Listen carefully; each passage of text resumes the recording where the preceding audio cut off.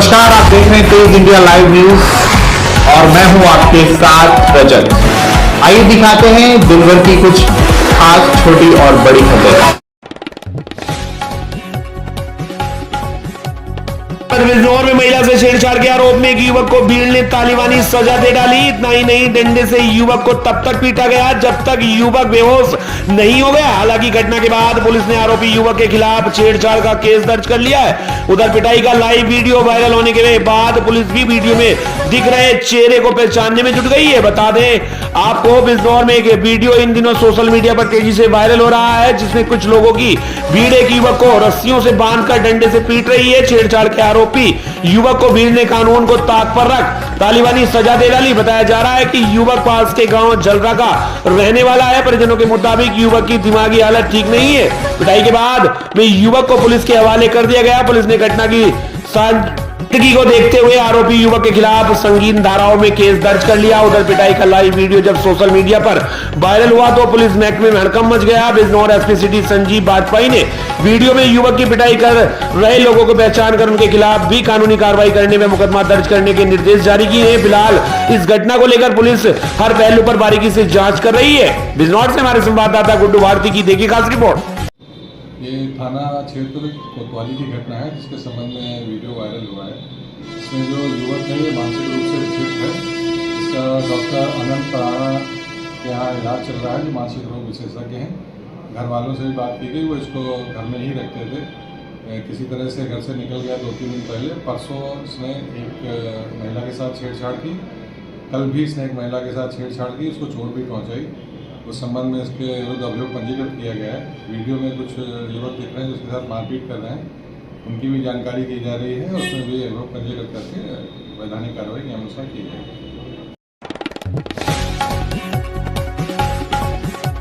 बता दें, वही खबर जनपद बिजनौर के चांदपुर से, जहां चांदपुर धनोरा मार्ग पर कुंबल लगाकर दुकान से लाखों का सामान ले उड़े चोर। बताते चले कि चांदपुर धनोरा मार्ग पर स्थित एक डेंटर सरफराज अहमद निवासी ग्राम मस्जिद की दुकान में चोरों ने रात में कुंबल लगाकर लाखों का सामान गायब कर दिया। बताया जा रहा है कि जब सुबह दुकान स्वामी सरफराज अहमद दुकान पर पहुंचे तो पैरों तले जमीन खिसक गई।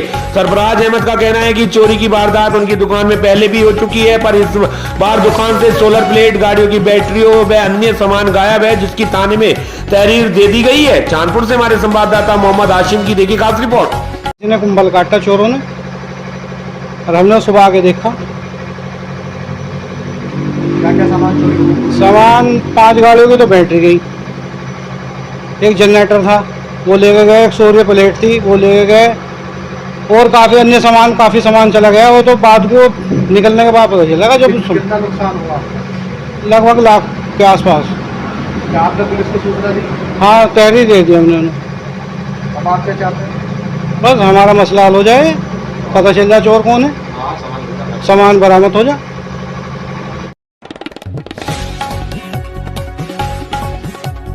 आपको बता दें, 8 जनवरी को जनपद गोंडा में नवनिर्मित नन्ही गौ माता के मंदिर में स्थापित होने वाली मूर्ति का लोकार्पण केंद्रीय गृह मंत्री अमित शाह के द्वारा किया जाएगा। इस समारोह में अयोध्या के तमाम वरिष्ठ संत महंत के साथ बड़ी संख्या में गणमान्य लोगों की उपस्थिति दर्ज होगी। ये पूरी जानकारी केसरगंज के सांसद ब्रजभूषण शरण सिंह ने दी। बता दें, रामनगरी की अयोध्या में शामिल होने वाले आए एक कार्यक्रम के दौरान पत्रकारों को दी। बताते चले कि रामनगरी अयोध्या में पहली बार होने वाले श्री लक्ष्य चंडी, श्री लक्ष्य गणपति व श्री राम महायज्ञ को लेकर हुए भूमि पूजन के दौरान बतौर अतिथि पहुंचे केसरगंज के सांसद ब्रजभूषण शरण सिंह ने संपूर्ण जानकारी पत्रकारों के समक्ष साझा की। उन्होंने कहा कि 8 जनवरी को यह संपूर्ण कार्यक्रम प्रस्तावित है और नन्ही गौ माता मंदिर में स्थापित होने वाली मूर्ति का अनावरण केंद्रीय गृह मंत्री अमित शाह, जो कि प्रधानमंत्री नरेंद्र मोदी के लिए हनुमान के रूप में काम कर रहे हैं, उनके द्वारा अनावरण कराया जाएगा। अयोध्या से हमारे संवाददाता नौशाद आलम की देखिए खास रिपोर्ट। 8 तारीख को अभी हमने जो है नंदिनी गौ माता का एक मंदिर बना रहे हैं, जिसका मूर्ति का अनावरण गृह मंत्री जी के द्वारा प्रस्तावित है।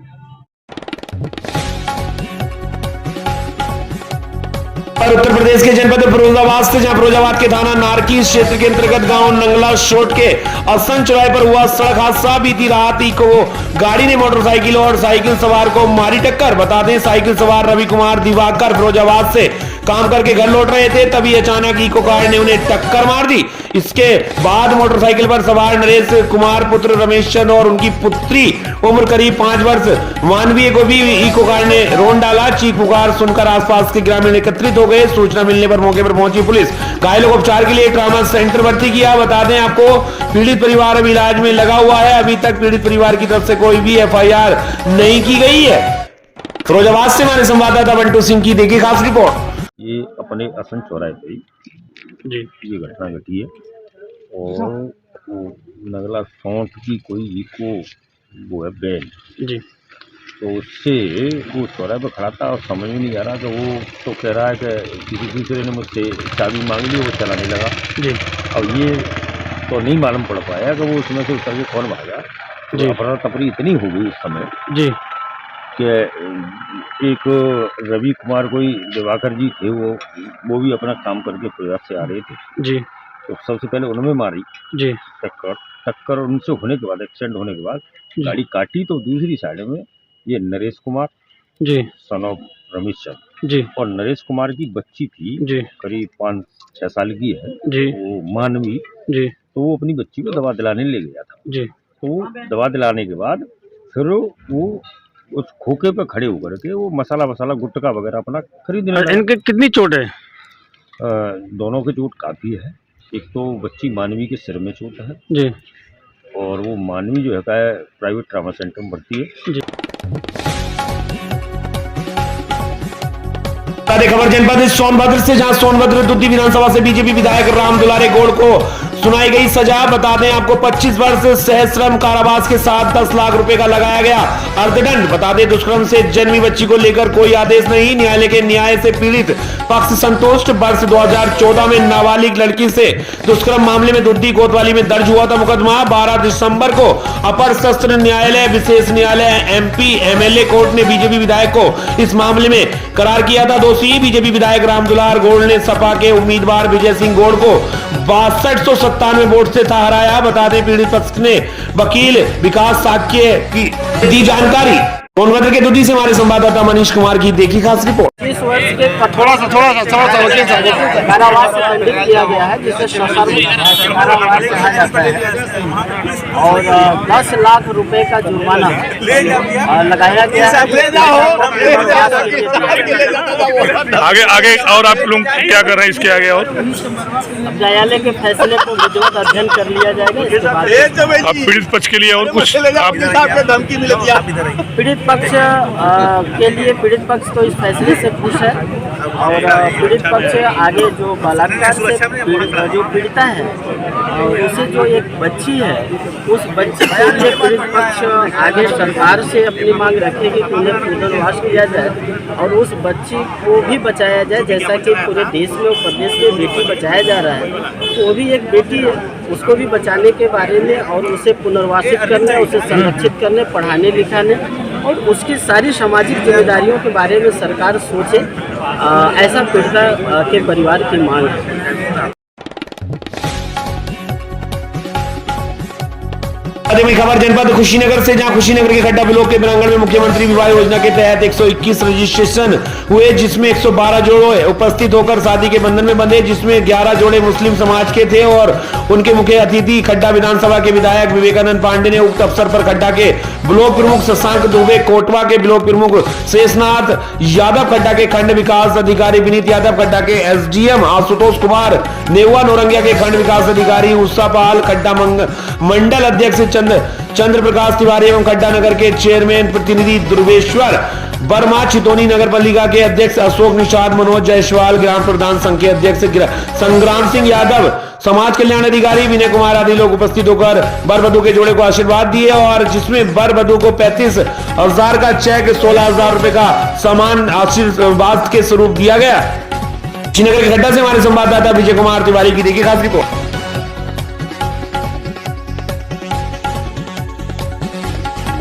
आपको बता दें खबर जनपद चंदौली से, जहां चंदौली पुलिस की बड़ी कार्रवाई। नए साल का जश्न हुआ फीका, 70 लाख की शराब के साथ 6 तस्कर हुए गिरफ्तार। बता दें चंदौली में मादक पदार्थों की तस्करी पर एसपी चंदौली का अभियान लगातार जारी। चंदौली पुलिस ने अलग अलग थाना क्षेत्रों से लगभग 500 पेटी शराब पकड़ी है, जिसके अलावा कंटेनर समेत 2 4 पहिया वाहन भी पकड़े हैं। बरामद शराब की कुल कीमत 70 लाख रुपए बताई जा रही है। इन शराबों का इस्तेमाल बिहार में नए साल के जश्न में उपयोग होना था। पुलिस अधीक्षक चंदौली डॉक्टर अनिल कुमार द्वारा चलाए जा रहे अवैध शराब अभियान के क्रम में बबूरी थाना प्रभारी व स्वाट टीम ने अकोड़ा पट्टी तिराहे के पास चेकिंग अभियान के दौरान एक कंटेनर में अवैध शराब बरामद की है, जिसकी कीमत 65 लाख रुपए बताई जा रही है तथा एक अभियुक्त को गिरफ्तार भी किया है। वहीं सदर कोतवाली पुलिस व स्वाट टीम नवई पुलिया के पास समीप चेकिंग अभियान चला रही थी, तभी एक बोलेरो व स्विफ्ट डिजायर कार से 5 अभियुक्तों को गिरफ्तार किया गया है। इनके पास से दोनों वाहनों में लदी अवैध शराब बरामद की गई है, जिसकी कुल कीमत 5 लाख बताई जा रही है। गिरफ्तार व्यक्तियों के विरुद्ध अभियोग पंजीकृत कर आवश्यक विधिक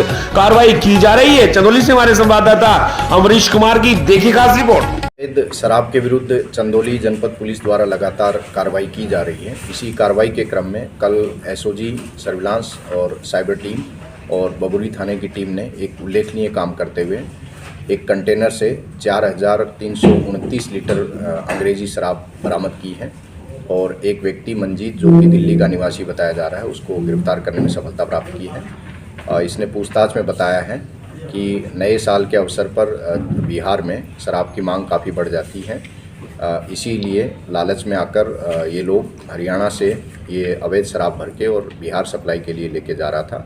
बीच में टीम ने इसको गिरफ्तार किया और शराब बरामद की है। इसी तरह का दूसरा उल्लेखनीय काम हमारी एसओजी और जनपद थाना चंदौली की पुलिस ने उल्लेखनीय काम करते हुए एक स्विफ्ट डिजायर कार और एक बोलेरो कार से लगभग 190 लीटर अंग्रेजी शराब बरामद की है और 5 अभियुक्त जो हैं, जो बिहार के रहने वाले, उनको गिरफ्तार करने में सफलता प्राप्त की है। आपको बता दें खबर हरियाणा के जनपद कुरुक्षेत्र से, जहां गीता महोत्सव का मुख्य आकर्षण का केंद्र ब्रह्म सरोवर तट पर प्रतिदिन महाआरती में भाग ले रहे हजारों लोग। जी हां, बता दें हरियाणा के कुरुक्षेत्र जिले में ऐतिहासिक तीर्थ स्थल पर अंतर्राष्ट्रीय गीता जयंती महोत्सव बड़े ही धूमधाम के साथ मनाया जा रहा है, जिसका उद्घाटन हरियाणा के राज्यपाल द्वारा 7 दिसंबर को किया गया था। यह अंतर्राष्ट्रीय गीता महोत्सव 24 दिसंबर 2023 तक चलेगा। इस अंतर्राष्ट्रीय गीता जयंती महोत्सव में विदेशों के भी प्रतिनिधि विशेष तौर पर महाआरती में शामिल हो रहे हैं। ब्रह्मा सरोवर तट पर प्रतिदिन मुख्य अतिथियों द्वारा महाआरती की जा रही है। बता दें विदेशों से आए पर्यटक गीता महोत्सव में भारतीय संस्कृति को देखकर आनंदित हो रहे हैं। विश्व के ऐतिहासिक तीर्थ कुरुक्षेत्र में स्थापित ब्रह्म सरोवर, जो की मान्यताओं के अनुसार ब्रह्मा जी के ने यहीं के इससे ब्रह्मांड का निर्माण किया था। कुरुक्षेत्र विकास बोर्ड के मादन सचिव ने बताया कि गीता महोत्सव की शुरुआत सन 1989 से हुई, वह सन 2016 से अब तक अंतर्राष्ट्रीय स्तर पर मनाया जा रहा है। यह पर्व मार्गशीर्ष शुक्ल पक्ष की एकादशी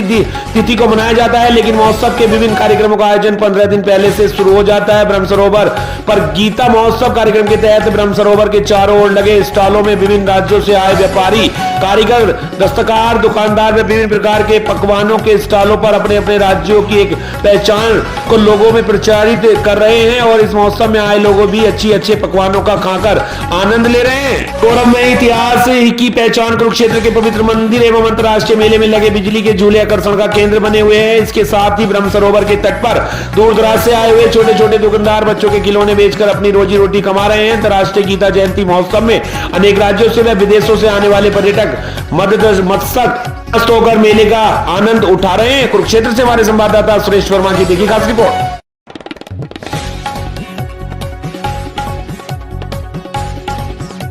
बता दें छत्तीसगढ़ के जिला बिलासपुर में कलेक्टेड एवं हाईकोर्ट आदेश के बावजूद नहीं मिल रही होरीलाल को उनकी जमीन। जी हां, बात कर रहे हैं तखतपुर ब्लॉक अंतर्गत आने वाले ग्राम पंचायत राजपुर की, जहां किसान होरीलाल साहू की जमीन के ऊपर रोजगार गारंटी के तहत सड़क निर्माण कर दिया गया है, जिसके लिए होरीलाल पिछले 9 साल से कोर्ट के चक्कर लगा रहा है। अपने ही हित में फैसला ले आया तो, लेकिन राजस्व विभाग के अधिकारियों को द्वारा कोर्ट एवं कलेक्टेड आदेशों को न मानते हुए मनमाने तरीके से सीमांकन कर होरीलाल के भाई की जमीन से काटकर होरीलाल को दे रहे हैं, जिससे होरीलाल संतुष्ट नहीं है। अथवा होरीलाल के भाई का कहना है कि उनको उनकी 35 डिसमिल जमीन सीमांकित करके दिया जाए और बाकी जमीन होरीलाल को दे दी जाए, लेकिन राजस्व विभाग के अधिकारी द्वारा अभद्रता के साथ उन्हें धमकाया जा रहा है।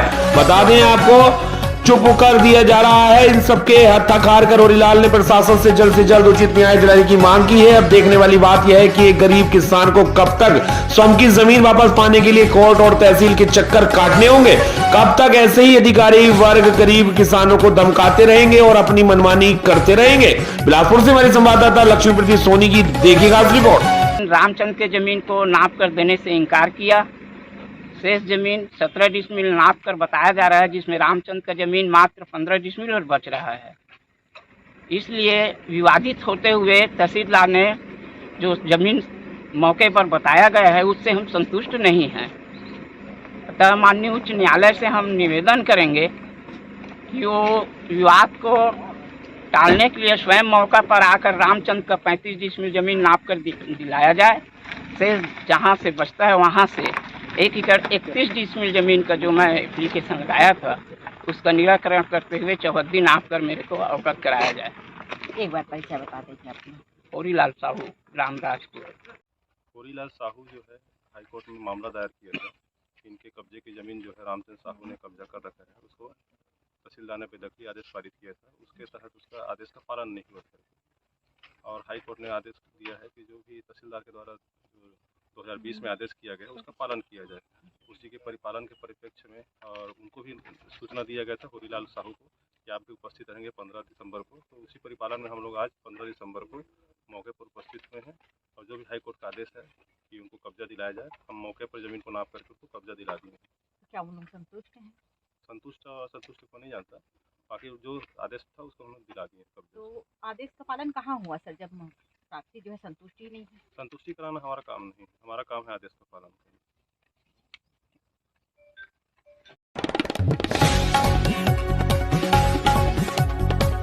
खबर छत्तीसगढ़ के बिलासपुर से। वहीं बीजेपी की सरकार के वादों को किसानों ने ठहराया झूठा। जी हां, हम बात कर रहे हैं बिलासपुर छत्तीसगढ़ की, जहां बीजेपी की सरकार को झूठा ठहराते हुए किसानों ने गुमराह करने का आरोप लगाया है। किसानों ने बताया कि चुनाव से पहले बीजेपी के द्वारा घोषणा की गई थी कि धान का मूल्य 3100 रुपए होगा, जो अभी तक नहीं हुआ है। वहीं बीजेपी के द्वारा यह घोषणा की गई थी कि हर महिला को 1000 प्रतिमाह दिया जाएगा। वहीं अब तक सर्वे कराकर नियम कानून लागू कर दिया गया है, जिसे कहीं ना कहीं छत्तीसगढ़ नाखुश नजर आ रहा है। बता दें आपको, जनता को काफी तकलीफों का सामना करना पड़ रहा है। जहां भूपेश सरकार के बनते ही किसानों के हित के लिए तुरंत कदम उठाया गया था, वहीं बीजेपी की सरकार के वादे कहीं नजर नहीं आ रहे हैं। बिलासपुर से हमारी संवाददाता लक्ष्मीप्रीति सोनी की देखिएगा रिपोर्ट।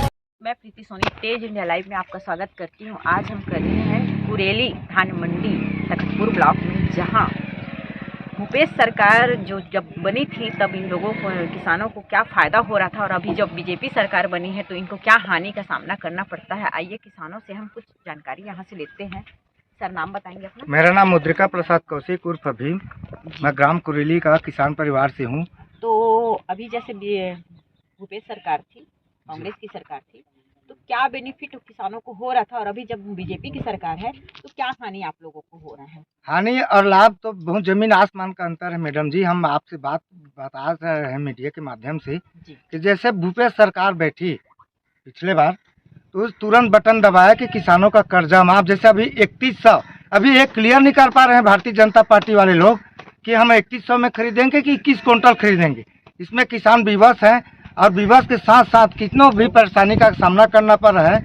जो जैसे बड़े किसान हैं उनके धान को मान ले जाए कि हम लोग मंडी में लाते हैं, पूरा किसान, अब बरसात की मौसम है, बरसात में पूरा धान खराब हो चुका है। अब खराबी धान को जैसे अब क्या प्रबंधक तो अपने घर से देगा नहीं, ना किसान अपने घर से देगा, लेकिन उसको सामंजस्य बना करके खरीदना चाहिए किसानों का धान। एक एक दाना खरीदूंगा करके भूपेश पहले बोला था, भूपेश खरीदा और आज भारतीय जनता पार्टी के सरकार में हमको किनारे करना पड़ा धान को कि माने जैसे गीला है। पिछले बार भी ऐसे ही हुआ था, लेकिन वो सामंजस्य बना करके चले थे कि जैसे अब गीला है तो 42 माने किलो देंगे कि 42-50 देंगे, ऐसा व्यवस्था 40 से ऊपर देंगे। जी जी, 40 से ऊपर देंगे रहना चाहिए। जी जी में जो सरकारी तौल जी जी 40 रहता है, जी जी, तो उससे 2 किलो एक्स्ट्रा देंगे जी, जो गीला धान है उसमें। जी, और सूखा में 40 रहता है। 40 जी जी। तो अभी क्या मुश्किल हो रहा है? हमें ये मुश्किल हो रही है कि अभी क्लियर नहीं कर पा रहे किसान लोग की 3100 में खरीदेगी सरकार कि 21 क्विंटल, दोनों में फर्क है मैडम जी।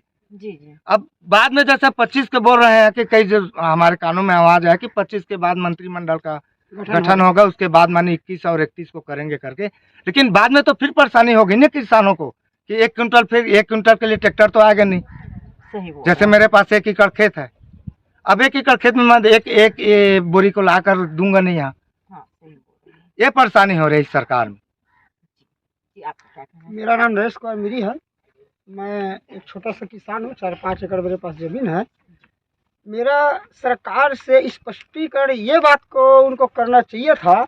कल मुख्यमंत्री जी का चयन हुआ, छत्तीसगढ़ में कैबिनेट का गठन हुआ और 2 डिप्टी सीएम बनाए, 1 सीएम बना।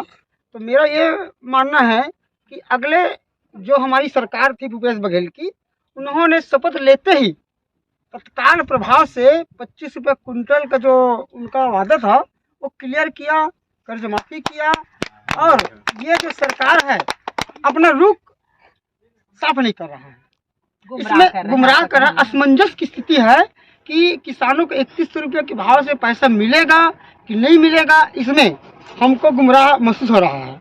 तो मैं सरकार से यही चाहता हूँ कि जो भी बात है गवर्नमेंट जो अपने मैनिफेस्टो में लिया है, घोषणा पत्र में जो शामिल किया है, 31 रुपये कुंटल का बात किया है और एक मुश्त, वो भी एक मुश्त का बात किया है, और 2 साल का बकाया बोनस, तो 2 साल का बकाया बोनस है उनको तो क्लियर कर रहा है 25 तारीख को।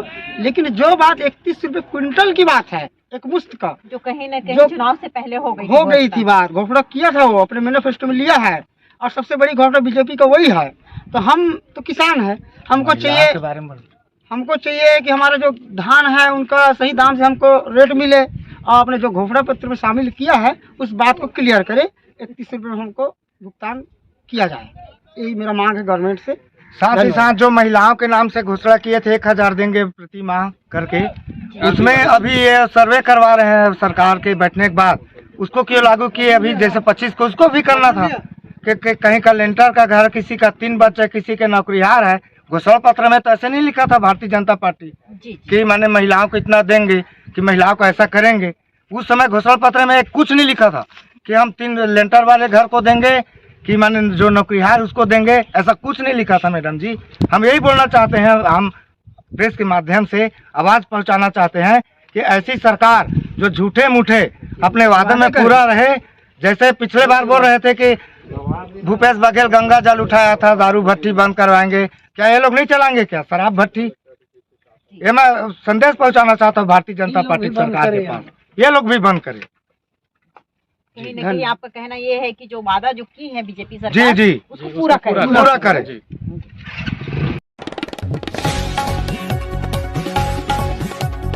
आपको बता दें खबर छत्तीसगढ़ के जिला बिलासपुर से, जहां उप मुख्यमंत्री अरुण साहब 16 दिसंबर को बिलासपुर में विकसित भारत यात्रा कार्यक्रम का करेंगे शुभारंभ। 16 दिसंबर को दोपहर 12 बजे रायपुर से सड़क मार्ग द्वारा बिलासपुर के लिए रवाना होंगे। वह दोपहर 3 बजे बिलासपुर के मुंगेली नाका चौक में विकसित भारत यात्रा कार्यक्रम का शुभारंभ करेंगे। बता दें श्री साहब शाम 7:30 बजे बिलासपुर के SECL मैदान में स्वदेशी मेला अवलोकन करेंगे। वह रात्रि 8:30 बजे CMD कॉलेज मैदान में Navbharat tournament plot light cricket प्रतियोगिता में शिरकत करेंगे। वहीं श्री राव बिलासपुर में रात्रि विश्राम करेंगे। बिलासपुर से हमारे संवाददाता लक्ष्मी प्रीति सोनी की देखी खास रिपोर्ट।